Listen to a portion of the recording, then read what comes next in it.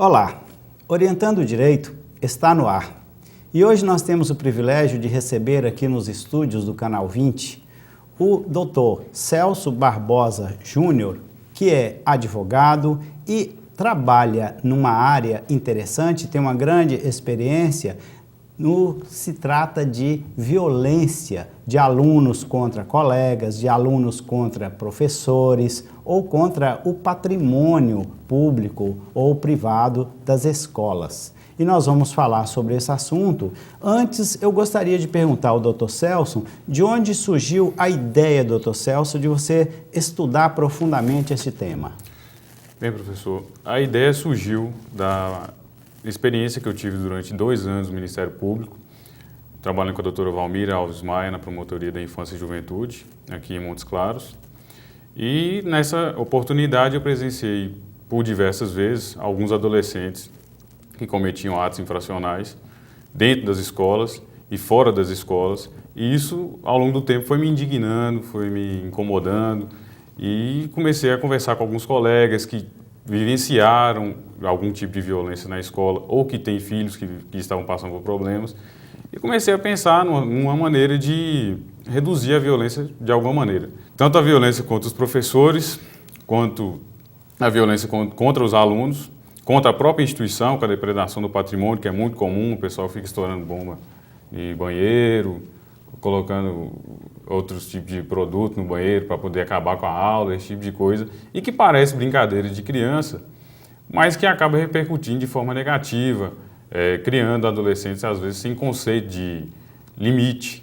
E conversando com as pessoas, com colegas, fui me estimulando cada vez mais, fui sendo estimulado pelas pessoas e conversei com a psicóloga Jaqueline Marques, que é minha parceira nesse projeto, e começamos uma grande pesquisa.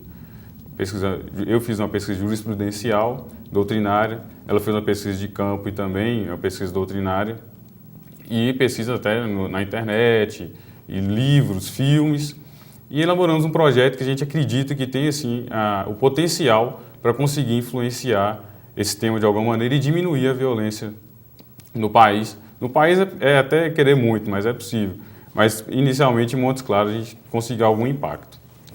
Professor Celso, e nesse caso, você falou de um projeto envolvendo, inclusive, a psicóloga Jaqueline, a doutora Jaqueline, em parceria com você. Dá uns detalhes sobre esse projeto para nós, por favor. O projeto, ele é focado nos pais dos alunos. A gente percebeu, ao longo da pesquisa, que muitos projetos sociais envolvidos no sentido de reduzir a violência eram focados nos adolescentes.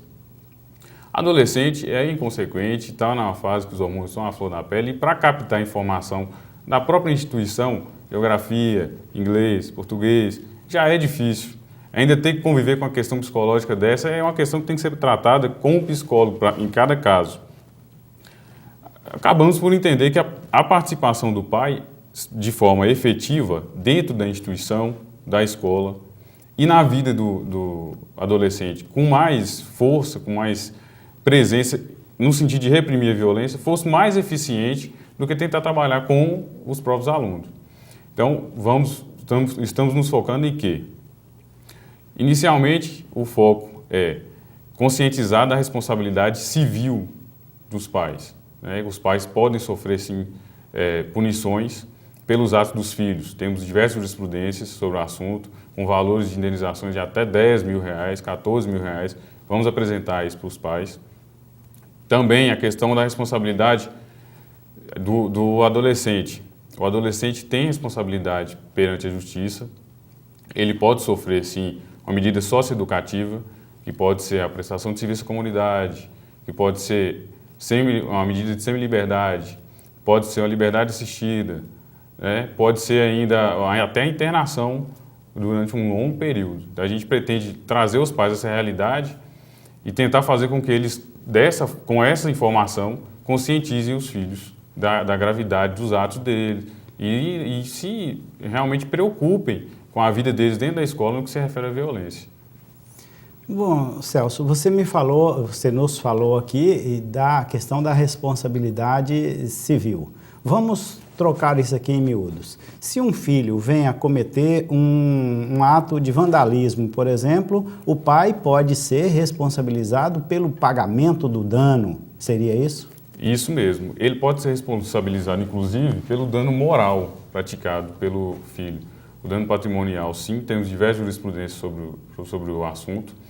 E o dano moral também. Temos recentemente uma indenização de R$8.000 em Minas Gerais por bullying praticado por um adolescente contra outro adolescente.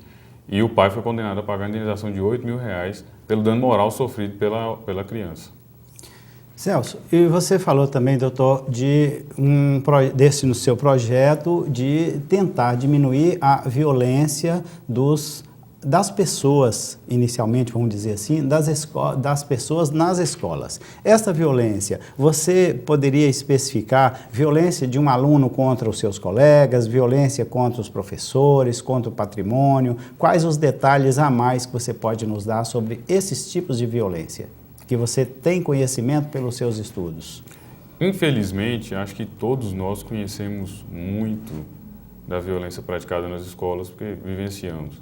Alguns mais, outros menos, mas todos já tivemos algum tipo de convívio com a violência. Então, para fazer uma descrição melhor, a gente começa aí com a violência contra os professores. É muito comum o professor ser ofendido verbalmente dentro de sala de aula, moralmente, ser perseguido fora de sala de aula. Temos a violência contra a escola, a depredação de patrimônio é comum. No meu período de escola, eu presenciei colegas desparafusando o ventilador, quebrando porta, quebrando cadeira, e muitas vezes saíam impunes. Outro tipo de violência seria a violência dos adolescentes contra eles mesmos, né? E também não é segredo para ninguém, tanto a agressão física, quanto a agressão verbal, aquele xingamento diário de botar um apelido e ficar insistindo nesse apelido todo dia, vendo que a pessoa está sofrendo, que está magoada. Não, às vezes não só uma pessoa, mas um grupo, o que é ainda pior, mais sofrido. A criança e o adolescente às vezes chegam a deixar de ir à escola, inventar doenças para parar de visitar a escola. E são características até desse tipo de violência que a gente tem que perceber nos filhos. E temos a violência sai da escola. Antigamente, a violência ela entrava na escola. Antigamente tínhamos a pichação dentro da escola, os vândalos, né, entrando dentro da escola para depredar. Hoje, os alunos estão se organizando dentro da escola para praticar atos infracionais fora da escola, contra pessoas, né, contra patrimônio alheio, veículos. E a gente tem alguns casos de violência famosos no país, como o caso dos adolescentes que queimaram um mendigo.